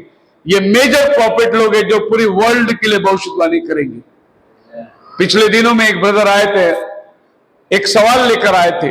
वो सवाल ये था, इतने प्रॉफिट लोग दुनिया में भविष्यवाणी कर रहे, आपका नाम बता रहे, आपका गाड़ी का नंबर बता रहे, आपका बैंक अकाउंट नंबर बता रहे, आपका एटीएम का कार्ड नंबर बता रहे, इतना प्रोफेसी हो रहा है अफ्रीका के अंदर। किसी ने भी कोरोना आएगा करके नहीं बोला, किसी ने नहीं बताया कोरोना आने वाला है। दुनिया में पहला विश्व युद्ध, दूसरा विश्व युद्ध में भी इतनी जाने नहीं गई जितना कोरोना के अंदर जाने गई, लेकिन कोई भी प्रॉफिट को मालूम ही नहीं कि कोरोना आने वाला है। लेकिन आपको मालूम है 50 साल पहले इस बंदे ने बोला कोरोना आने वाला है। लोग मास्क पहनेंगे, हाथ धोएंगे, घर में आइसोलेट हो जाएंगे करके इसने बोला, आज से 50 साल पहले बोला। ये बात जैसे मैंने उसको बताया, वो बंदा ने तुरंत बपतिस्मा ले लिया प्रभु यीशु मसीह के नाम से। बोले मेरे को सच्चा प्रॉफिट मिल गया। Most important of all brother William Branham bonds is the end time message. अंतिम दिनों का संदेश, जो 7 मोहरों का प्रकाशन, द रेवलेशन ऑफ 7 सील। किसी ने भी ये सब्जेक्ट को टच नहीं किया, लेकिन प्रभु ने आखिरी दिनों में जो सब मर्म को खोलने का वायदा किया था, वो प्रभु ने इसके जीवन में पूरा किया। पढ़िए प्रकाशित वाक्य 10वां अध्याय 7 वचन, रेवलेशन चैप्टर 10 वर्स 7 क्या कहता है, देखिए।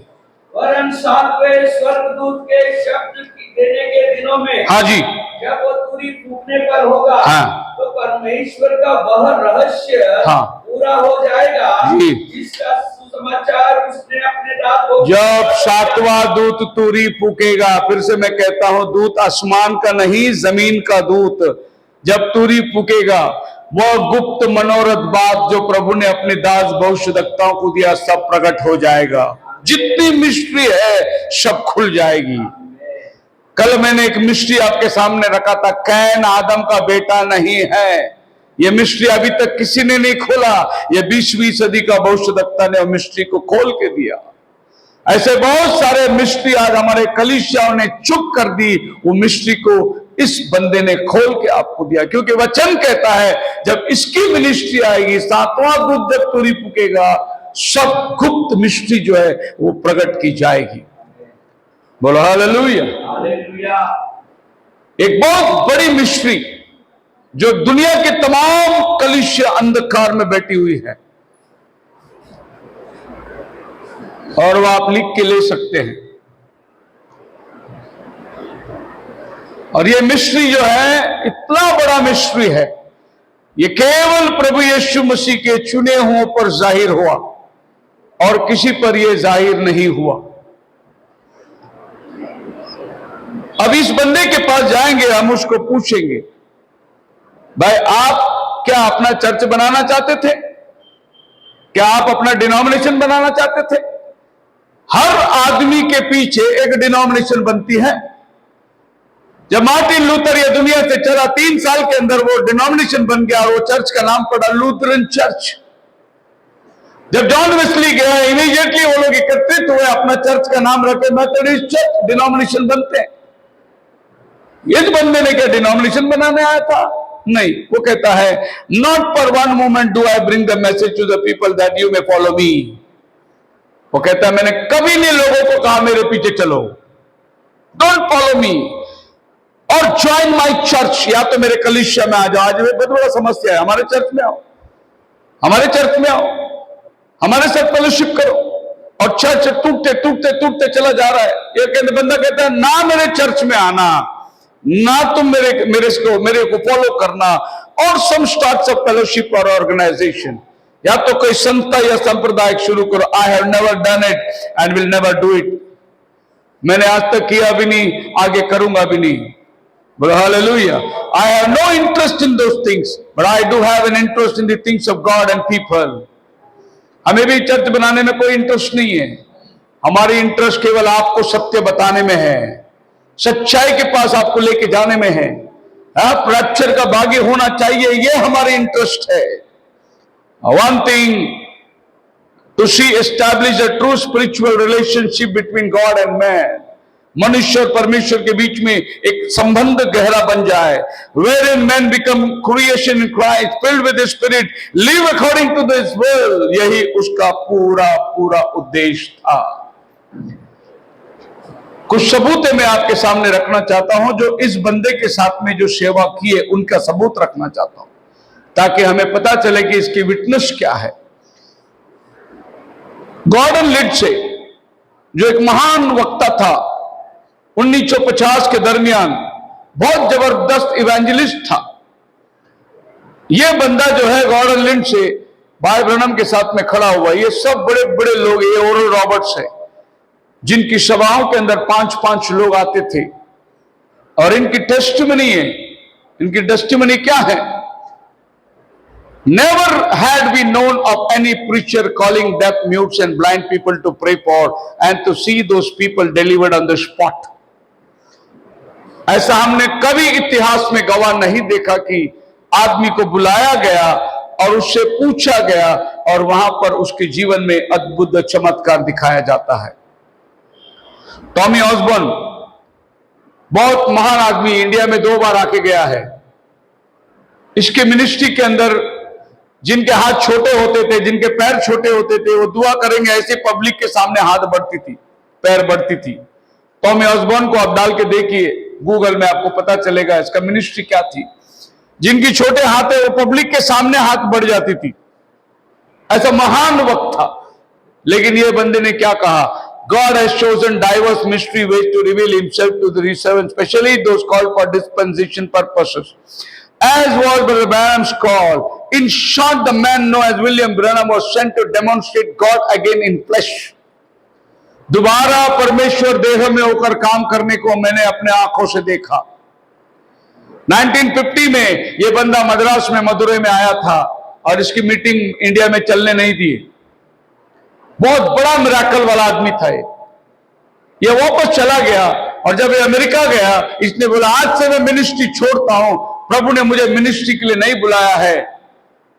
और ये गया भाई ब्रनम के साथ में प्रार्थना करने के लिए और भाई ब्रनम से प्रार्थना करी, बोले कि मैं हार गया, इंडिया गया था, मेरी मिनिस्ट्री होने नहीं दिया।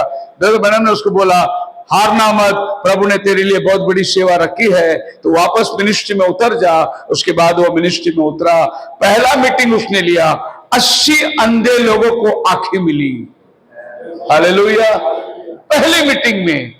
और ये आदमी गवाही देता है, हमने खुद प्रभु देह में उतरकर काम करते हुए देखा। इसका नाम है टॉमी ऑसबॉर्न। एफ बॉसवर्थ, ये भाई ब्रनम के साथ में हंटिंग में जाता था। ये आदमी ने इतनी गवाही इस बंदे के साथ में देखी, इतना मिराकल देखा। When the gift is operating, Brother Branham is the most sensitive person to present the work of the Holy Spirit to spiritual realities of any person I know. जब भी पवित्र आत्मा उतर के इस बंदे में काम करता है तो मैंने देखा कि वो इतना सेंसिटिव हो जाता है। ये सब बड़े बड़े महान इवेंजलिस्ट लोग की गवाही है। आज के पास्टर लोगों को ABCD मालूम नहीं है, इसके बारे में बोल देते हैं जो मन में आया। उनके गवाही पढ़ो जो उनके बारे में हमसे पहले जो सेवक लोगों ने लिखा था, बोला था। पढ़ो बाइबल को अच्छी तरीके से जानने के लिए कि प्रभु हमारे दिनों के बारे में क्या कहता है। उसने गवाही दी, he was the most sensitive man. Sensitive in the sense, मैं आपको बताता हूं, एक लड़की आई इतनी छोटी, 11 साल की लड़की थी, उसको दोनों आंखें नहीं थी और वो प्रार्थना के लिए आई। तो भाई ब्रनम उस लड़की से पूछता है, बेटा तो विश्वास करती है कि मैं प्रार्थना करूंगा तेरे को आंखें आ जाएगी? बोलती यस। और वो प्रार्थना करने के लिए जब हाथ रखता है तो पवित्र आत्मा उससे कहता है, वो लड़की को पूछता है कि मैं एक सवाल पूछना चाहता हूं, तेरे को ब्लू आंखें चाहिए कि ब्राउन आंखें चाहिए? वो लड़की बोलती है मेरे को ब्लू आंखें चाहिए। बोलते यीशु मसीह तेरे को ब्लू आंखें देता है, उसकी आंखें ब्लू खुल गई। इसको बोलते हैं सेंसिटिव। आप क्या मांगे वही चीज आपको मांगकर वो देने वाला बंदा था हमारे सदी में। यस, इस सदी के अंदर जैक मूर, महान वक्ता, the most gifted of all the evangelist. जितने भी सुसमाचार को मैंने देखा उसमें सबसे ज्यादा वरदानों से भरा हुआ आदमी मैं भाई ब्रनम के साथ खड़ा हुआ है। ये सब बड़े बड़े इवेंजलिस्ट लोग थे जिनके मीटिंग में 5-5 लाख लोग आते थे। David Edwin Harrell, most of the participants in the healing revival that erupted in 1946 looked upon Branham as the initiator. William Branham became a prophet to the generation. इस युग के लिए वो एक भविष्यद्वक्ता बन गया। Night after night, before thousands of believers, he discerned the diseases of the sick and pronounced them healed.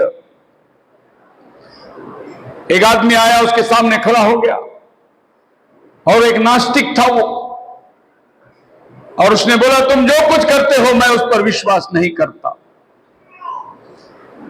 तुम कैंसर को ठीक करते हो तो मेरा कैंसर ठीक करके बताओ। उसने डॉक्टर के पास से सर्टिफिकेट लेके आया कैंसर।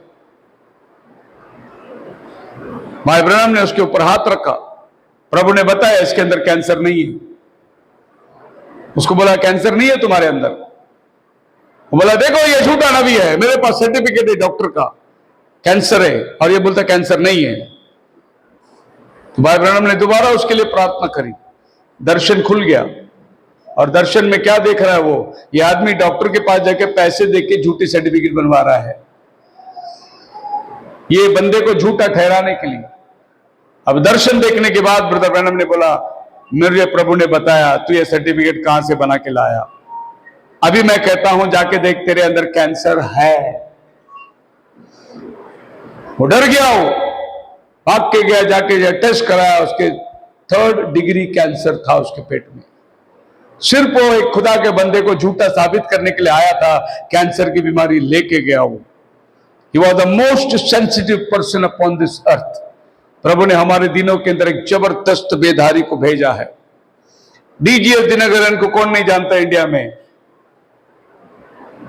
भाई डीजीएस दिनकरन इनके पास जाकर ब्लेसिंग लेकर इंडिया में आकर इनके ऊपर भविष्यवाणी हुआ, तेरा काम इधर नहीं है, तेरा काम इंडिया में है, तू जा। और दिनकरन आकर इंडिया में ऐसा काम शुरू किया जो इंडिया के अंदर एक बहुत बड़ी इतिहास बन के रह गई। इनके पास से वो ब्लेसिंग लेकर आया, इनके पास से प्रोफेसी होकर वो आया, लेकिन इनको सब लोग जानते हैं, जिसने उनको भेजा इसको कोई नहीं जानता। ये हमारे हिंदुस्तान के हालात है। आप मेरे साथ हैं? 1947 में 1965 तक इनकी सभाओं की ये हालात थी। कोई स्टेडियम पुरता नहीं था, बड़ी बड़ी मैदाने और ग्राउंड लिए जाते थे, जगह नहीं पुरती थी। इनके मीटिंग के अंदर बीमारों को ऐसे लाकर खाटों में डाल दिए जाते थे कि वो अच्छा होके जाए। जैसे पौलुस चलता था, लोग बीमारों को रास्ते पे डालते थे कि उसकी छांव पड़ जाए तो ठीक हो जाए। अगर ऐसा काम जो बाइबल के दिनों में हुआ, इस सदी में हुई, 2000 साल में, तो हमारी सदी में हुई। इस युग में परमेश्वर ने काम करके बताया। जब वो डरबन में था तो पूरी डरबन के हॉस्पिटल खाली हो गई, पूरी हॉस्पिटल डरबन का ग्राउंड में थी। और जब चंगाई होके गई सभा, 8 कंटेनर भर के खाली उन्होंने बैसाखी और व्हील चेयर उठाए, पूरी हॉस्पिटल डरबन की खाली हो गई। खुदावन इतने अद्भुत तरीके से हमारे दिनों के अंदर काम किया। 1954 में ये मुंबई में आया था, इंडिया में आया था। William Branham visits a challenge all religious. इस समय में 17 धर्म गुरु लोग इस चर्च में बैठे हुए थे। बायकला के अंदर यूम मेमोरियल चर्च में इसकी सभा हो रही थी। उस टाइम पे वो पूरा जगह खाली थी, 5 लाख लोग उस मीटिंग में मौजूद थे, जिसमें 17 धर्म गुरु लोग बैठे थे। और इस धर्म गुरु लोग के सामने उसने एक अंधे आदमी को खड़ा किया और पूछा, तुम हिंदुस्तानी लोग, अगर तुम्हारा कोई देवी देवता है, इस अंधे को आंखें देगा तो मैं उसको मानूंगा, नहीं तो मेरा प्रभु इसको आंखें देगा, तुम सब मानोगे क्या? उसने प्रार्थना किया, अंधे की आंखें खुल गई। बोलो हालेलुया।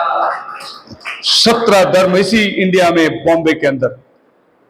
जब इंडिया में आए, उसको हार फूल चढ़ाकर, जैसे अमेरिका आदमी को इंडिया का स्वागत करने जाते हैं। इस मीटिंग के अंदर हमारे देश के, बॉम्बे की प्राइम मिनिस्टर, नहीं इंडिया के प्राइम मिनिस्टर, बॉम्बे के मेयर थे मोरारजी देसाई, बैठे हुए थे इस मीटिंग में। उन्होंने मोरारजी देसाई को बोला तो इंडिया का प्राइम मिनिस्टर बनेगा, और प्रोफेसी करके गया और वो इंडिया का प्राइम मिनिस्टर बन गया। उस टाइम पे वो बॉम्बे का सिर्फ मेयर था। कितने लोग जानते हैं मोरारजी देसाई को? हाँ, वो एक ही आदमी ऐसा है जिसका बर्थडे 29 फरवरी को आता है। 4 साल में एक ही बार उसका बर्थडे आता है। ऐसा एक प्राइम मिनिस्टर को इसने भविष्यवाणी करा। ये हिंदुस्तान की 1954 में बॉम्बे में बहुत बड़ा चैलेंज हो गया। और इस 1954 के अंदर एक आदमी था, उनका नाम था मराठे अंकल। अभी ये प्रभु के पास चले गए कुछ वर्षों पहले। इन्होंने वो मीटिंग को साक्षात देखा, विटनेस किया। कितने कैंसर लोग, कितने लोग वहां पर चंगाई पाए, और ये अपना ही चर्च के विश्वासी थे। बोलो हालेलुया। और 1996 में जब मेरा ऑर्डिनेशन हुआ, जब मैं पास्टर बना, यही वो अंकल मेरे सर पर हाथ रखकर मेरे लिए प्रार्थना कर रहे हैं। यही अंकल भाई ब्रैनम को आंखों आंखों देखा, ताजमहल होटल से लेकर उसको ग्राउंड तक लाना और लेके जाना इसी अंकल की जिम्मेदारी थी। ये हमारे चर्च में पुलपिट में खड़े रहकर बोल रहे हैं, और मेरे ऑर्डिनेशन के दिन ये बंदे आकर मेरे लिए हाथ रख के प्रार्थना करें।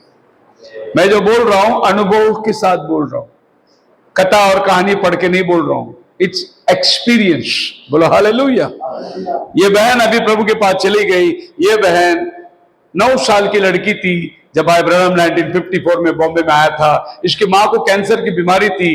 भाई ब्रनम ने नाम लेके बोला, सिस्टर आपका मां को कैंसर की बीमारी, अभी प्रभु ठीक करता है। उसके बाद वो 40 साल जिंदा रहा। ये बहन अभी अभी प्रभु के पास चली गई पिछले वर्ष। ये सब भाई ब्रनम को आंखों से देखा हुआ विटनेस है। मसीह में मेरे प्रिय लोगों, जो चीज को आज हम आपको बता रहे हैं, ये घड़ी का संदेश है, इस युग का संदेश है, और इसका संदेश प्रभु ने केवल अपने चुने हुओं के लिए भेजा है। आप दुकान में जाइए और बुक शॉप में, बाइबल का बुक शॉप में ढूंढिए, पूरा बुक शॉप आपको दुनिया का सब लेखक लोग का किताब मिलेगा। लेकिन इस बंदे ने 1100 मैसेज प्रचार किया है, 1100 किताब है, लेकिन एक भी किताब बाइबल बुक शॉप में नहीं मिलेगा आपको। बाकी सब लोगों ने लिखा हुआ किताब दाम लगा के बुक शॉप में बिक रहा है, लेकिन जिसने बिना दाम का लिख के दिया वो बिकता नहीं है, और वो बिकने के लिए दुकान में नहीं रखा गया। वो केवल उनके पास आता है जो प्रभु के चुने हुए लोग हैं, और उनको रैप्चर में ले जाने की वो तैयारी करता है। मसीह में मेरे प्रिय लोगों, आज के लिए मैं ये बताना चाहता हूं, अपने दिन और उसके संदेश को पहचानो, क्योंकि प्रभु ने हर एक युग में अलग अलग संदेश, अलग अलग वक्ताओं को भेजा है। खुदावन आप सबको आशीष दे। प्रार्थना के अंदर जाएंगे हम लोग।